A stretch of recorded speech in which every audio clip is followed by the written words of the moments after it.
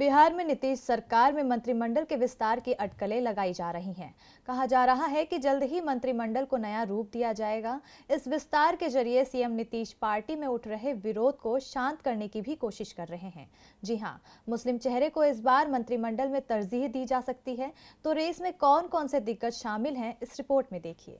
जब से मुख्यमंत्री नीतीश कुमार ने अपनी सरकार बनाई है, तब से मुस्लिम चेहरे को तरजीह ना दिए जाने को लेकर उन पर सवाल उठाए जा रहे हैं। खासकर विपक्षी दल उन पर मुसलमानों को किनारे करने का आरोप लगा रहे हैं। यहां तक कि पार्टी नेता भी अंदर खाने आला कमान को निशाने पर ले रहे हैं।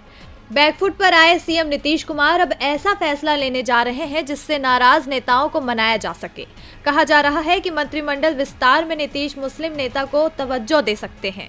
दिसंबर में कभी भी मंत्रिमंडल का विस्तार हो सकता है। इसमें किसी मुस्लिम को मंत्रिमंडल में शामिल किया जा सकता है। जेडीयू में इस वक्त 5 मुस्लिम एमएलसी हैं, जिनमें गुलाम रसूल बलियावी, राजद से जेडीयू में आए कमरे आलम, गुलाम गौस, तनवीर अख्त और खालिद अनवर शामिल हैं।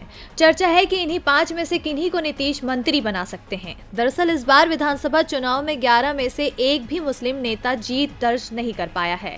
इसलिए अब वो एमएलसी को मंत्री बनाकर नाराज मुस्लिम वोट बैंक को फिर से अपनी तरफ खींचने में जुटे हैं। चुनाव में इसी वोट बैंक की नाराजगी का खामियाजा जेडीयू को उठाना पड़ा है।